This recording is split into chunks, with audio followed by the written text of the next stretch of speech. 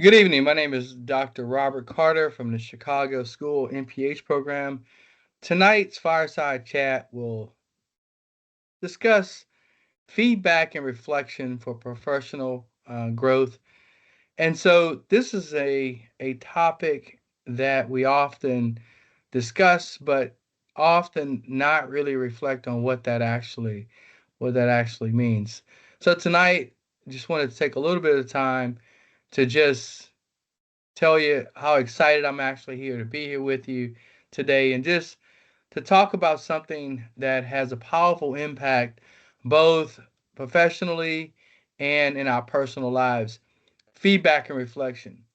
These two concepts may be seen simply on the surface, but when we really look at those consistently and intentionally, they create a strong foundation for lifelong learning and improvement. Let's face it, none of us woke up one day and suddenly had better jobs in our life. None of us just suddenly wake up and we're more emotionally intelligent and wiser in our decision making. Growth, this happens through growth. It doesn't happen through change only. It by when we think about, nothing happens just solely by chance. It's intentional.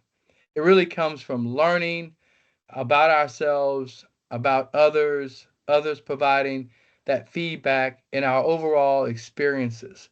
So today we'll explore a little bit how feedback and reflection, which are really integrated, those two concepts are integrated in a thoughtful way, is integrated into our routines, and can actually help us accelerate our development, accelerate our self awareness, boost all of our goals so that we stay aligned with our goals. So, again, let's think about feedback and reflection. So, one of the important things about feedback and reflection in our development, to start, let's consider why feedback and reflection are so essential to our development. Feedback offers a external perspective. Okay, think about that. An external perspective. Often we are in our heads, but this feedback provides a external perspective. It allows us to see how others see us. What are our strengths? What are our weaknesses? What opportunities do we actually have to improve? Without feedback, we would often operate in a echo chamber, unaware of the impact that we're making. And when we're falling short, it's hard to believe, but unfortunately, many of us fall short. Reflection, by contrast, is more of a deeper personal aspect. It's the process of looking inward, reviewing our thoughts, our actions, our outcomes, and trying to make some sense of them. So collectively, we have reflection when paired with feedback. Reflection allows us to digest what we heard from others, allow it to compare from our own perspectives, and it allows us to decide how we're going to use what we're gathering from inside and outside to grow. And so it's important for us to actually accept this concept of feedback. One of my mentors always told me, Robert, feedback is a gift. Taken together, feedback and reflection help us become more intentional learners, lifelong learners. They allow us to recognize patterns, understand how our own motivations, how we adjust to our behaviors based on evidence, not just gut feeling. It's important for you to have a well tuned gut as a leader, but it's also critical for you to actually take in consideration from feedback so that you can become a more developed individual. The role of feedback, again, is significant, right? There's informal feedback and formal feedback, constructive and positive. Okay? They all play a critical role as you incorporate that feedback into your developmental plans. So let's take a deeper dive into the role of feedback in our development journey. Feedback is powerful because it highlights what we can't always see in our own, what we can't see in ourselves. Maybe a colleague points out the way we dominate team meetings without recognizing it. Or our manager praises how calm we are under pressure. Something we can't recognize per se on our own as a strength. There are several types of feedback. It's helpful to know how to differentiate them. Formal feedback often comes through more of a structured process, like a performance evaluation or a review. Internal feedback or informal feedback may be more of a quick comment in the hallway during a team meeting. Both are valuable.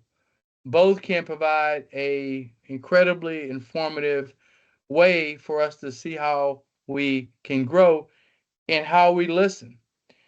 We also talk about constructive and positive feedback. Constructive feedback focuses on what we can do to improve.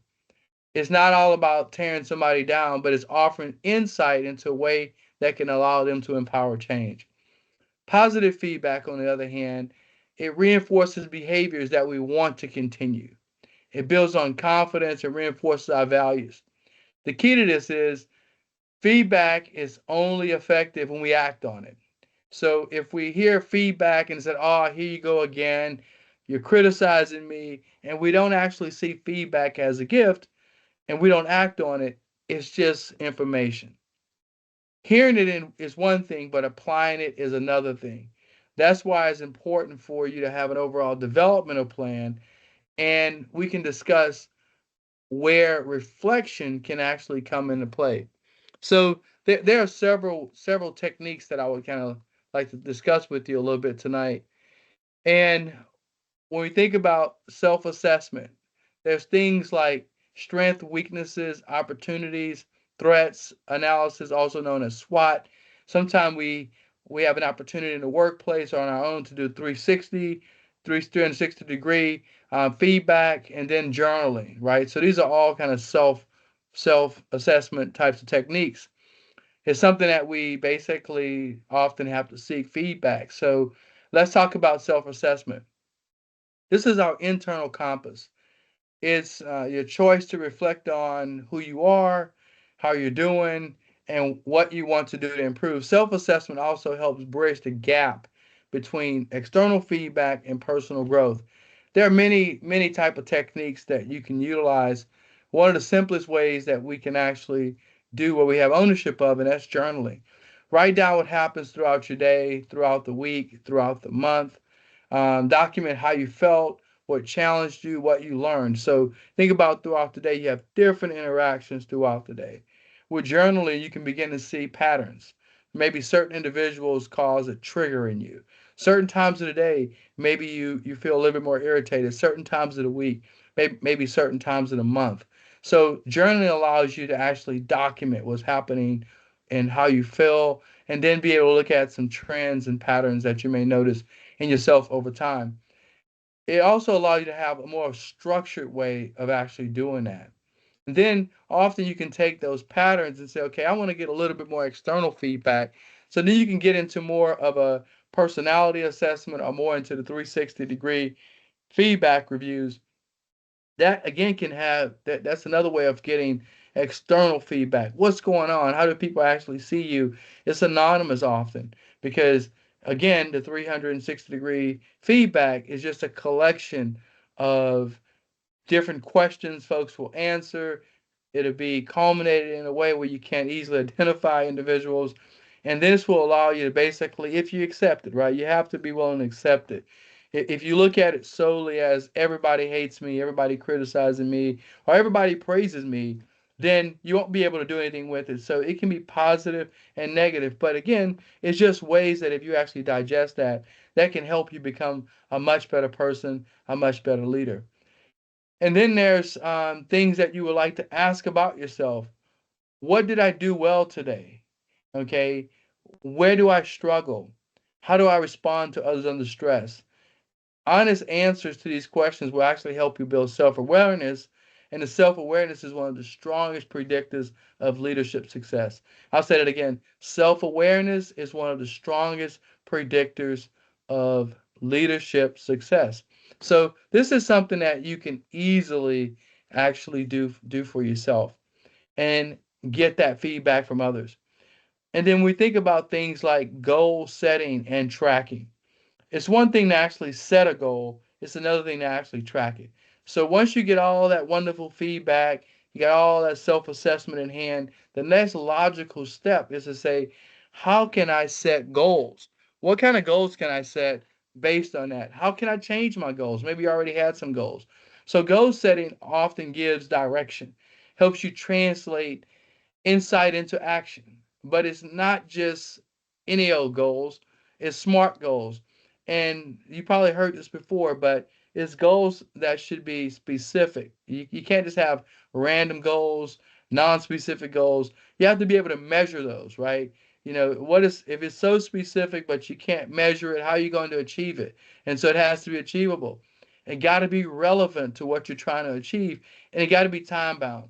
The time bound, I'll make that a really big T, time bound, because if it's not time bound, then it's free running. You're not really holding yourself accountable. So smart objectives, specific, measurable, achievable, relevant, and time bound will allow you to basically do something and actually take all that wonderful self-assessment, self-reflection, and do something with it to make yourself what? More self-aware, better, strong predictor of what leadership success. Everybody wants to be successful. I don't know anybody that just want to be a failure. We all want to be winners.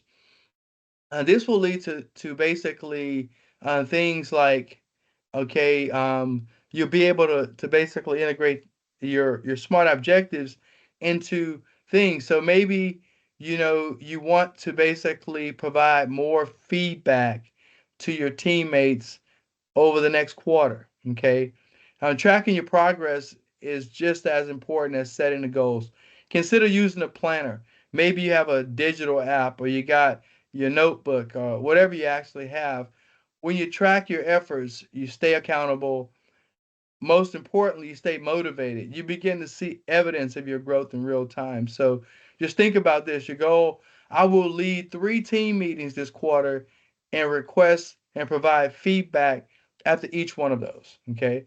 So that will allow, first of all, one of the things about that. So if any of your teammates participated in your 360 feedback, they're going to really appreciate the fact that now they're going to be able to see, yes, Joe, you really didn't waste our time. We can see that you're trying your best to actually take the information that was provided to you, and then they'll begin to say, "Wow, we're really seeing some significant changes in Joe, Mary, Rob, whomever." So that's important, for you to actually not just waste people's time. How often have we participated in 360 or some type of assessment somebody requested by email, and then we see no change or we see no effort that was put into it? Sometimes we even see the individual basically is so stuck in their head that they can't actually move forward with information that was provided. Sometimes it just stumps them.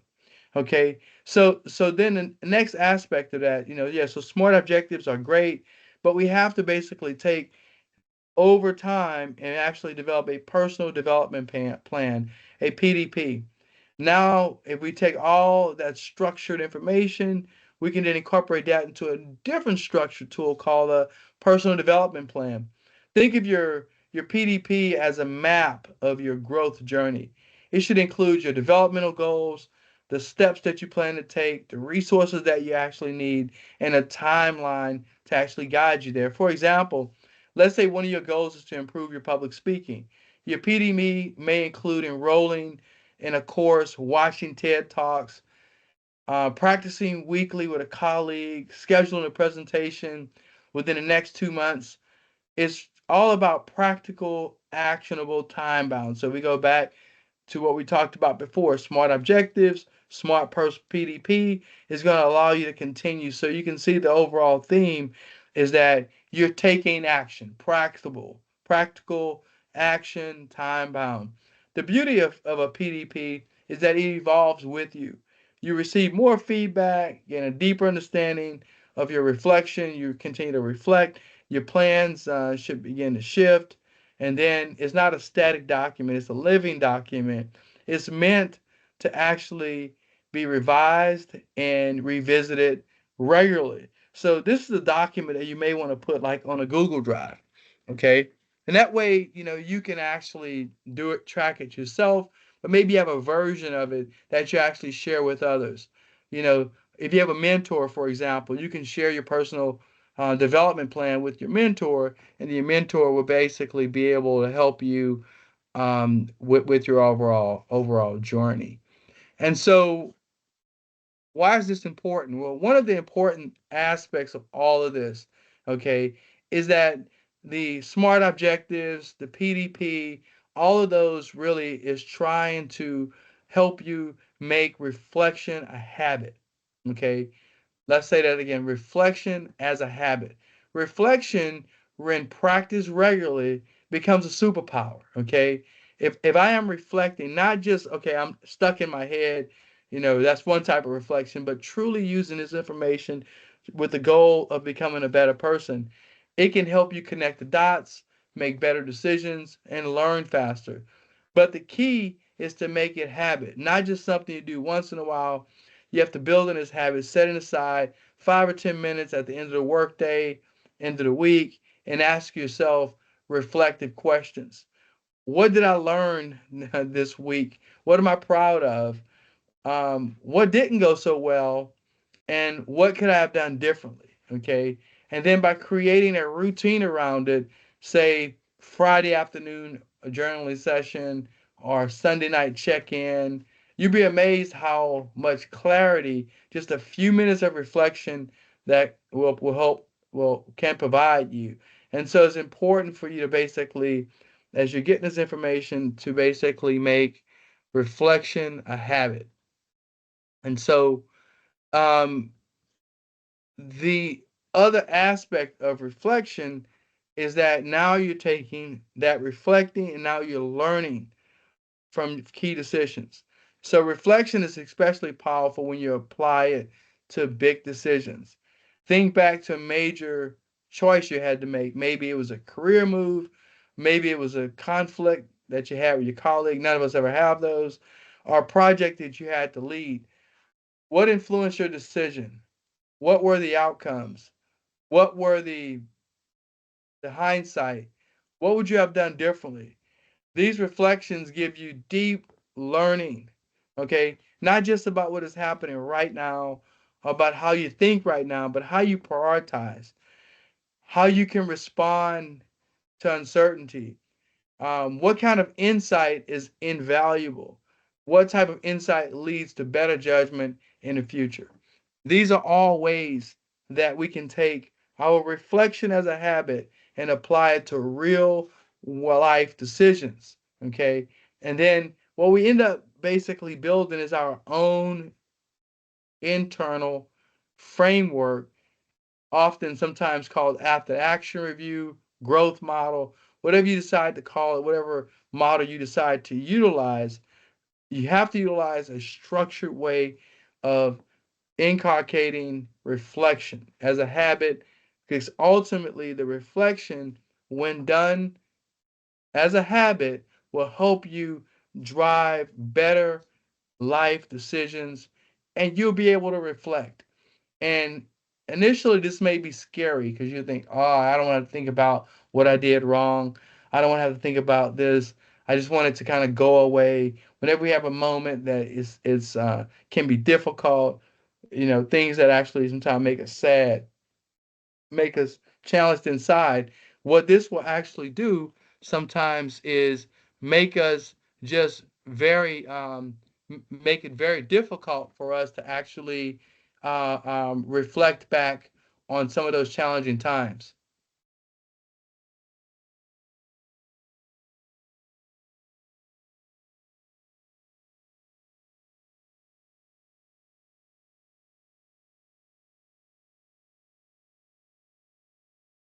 Learning from key decisions. So often we have to reflect again on those big decisions.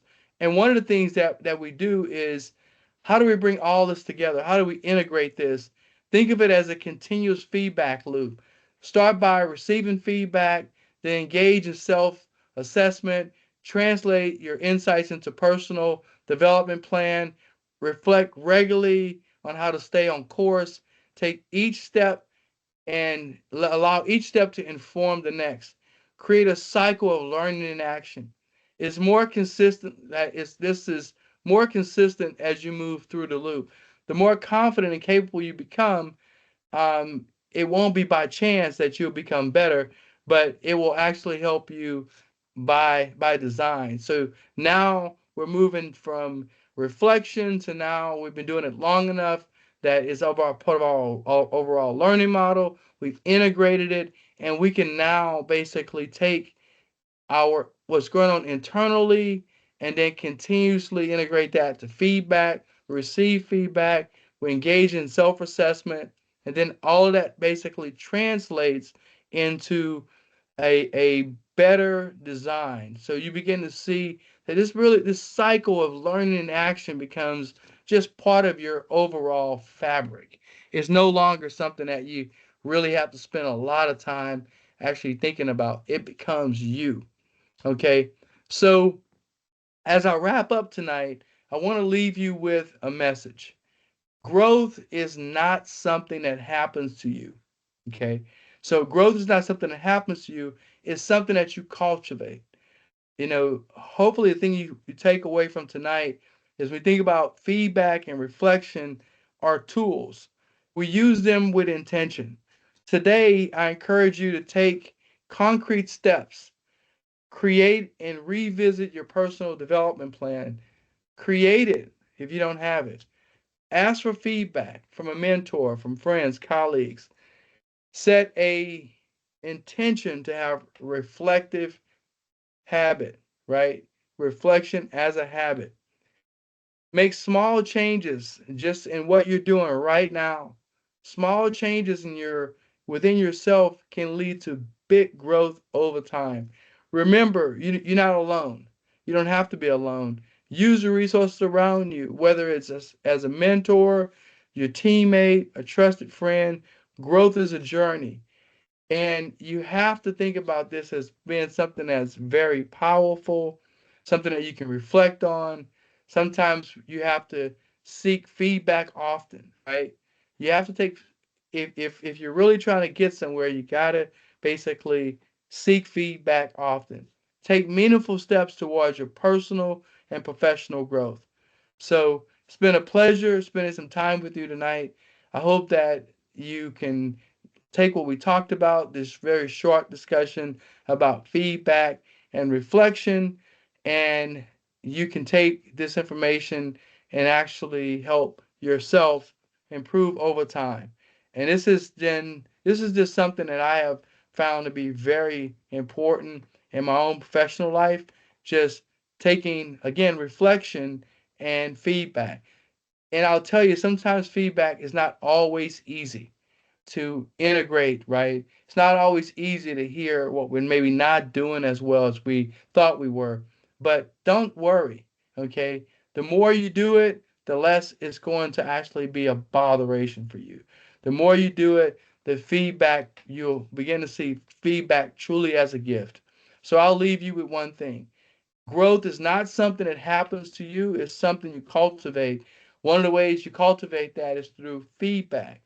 The other way you do it is through reflection. You take this collectively, integrate it in, and you will see meaningful steps towards greatness in your personal and professional growth. Have a great night.